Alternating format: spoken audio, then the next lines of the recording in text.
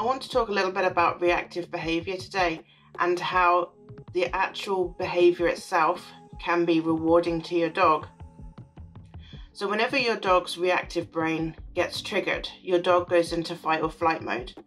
So this is a different part of the brain from their thinking brain. This part of the brain is really concerned mostly with just survival. So any behaviour that happens while your dog is in this mode will be judged by its successfulness on how your dog survived. So if your dog has an encounter with another dog and your reactive brain takes over, and your reactive brain produces a big reaction, your dog's barking, they're on their back legs. Once your dog has calmed down, your dog will judge whether that behaviour was successful or not based on how well you survived. So if your dog has come away from that experience perfectly well, alive, you've kept him safe, not even a scratch on him, his reactive brain will think you did a really good job, and that kind of behaviour will then be rewarded. The reward part of the brain is activated, and then that behaviour is encouraged. So when we're working with a dog that has reactive behaviour, what we need to do is find a way to expose the dog to the thing they're reactive towards, but without triggering that side of their brain. When we do that, we're able to introduce our own reward. So your dog might find a tasty treat rewarding, or a toy, or a praise, or the clicker, whatever it is.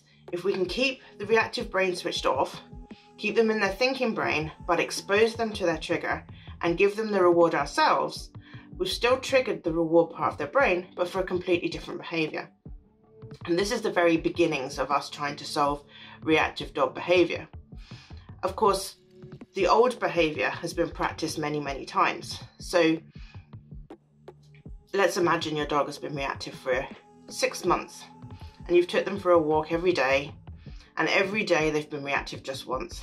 That's 180 times they have practiced that old reactive behaviour, and it's 180 times that their brain will have triggered the reward centre, because every single time the behaviour led to survival. So this is not a 5-minute job trying to undo all of those experiences.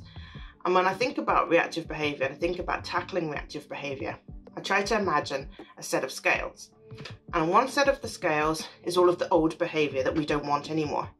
And on the other side of the scales will be all the good behaviour that we do want. That's what we're aiming for. But the old side of the scales is really heavy. 180 experiences on that side. And I think, to be honest, I'm being conservative. If you sat down and really thought about the number of times your dog might have practiced that old behaviour, 180 might not even come close. So we have to weigh the scales so that the other side becomes heavier than the reactive side. And at the point that we do that, the new behaviour then becomes the default behaviour. We've practiced it over and over and over again, and it's rewarding, and your dog survives, and nothing gets triggered. And that's the point in which your behaviour training starts to really pay the dividends for all of that work that you've put into it.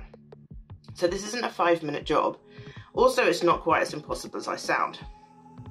If you've got 180 bad experiences on one side, it doesn't take 180 experiences to balance that out.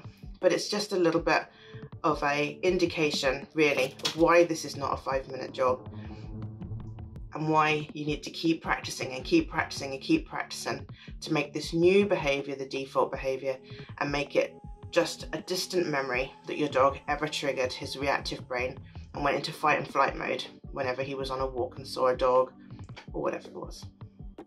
I hope that's been helpful. Take care for now. Bye bye.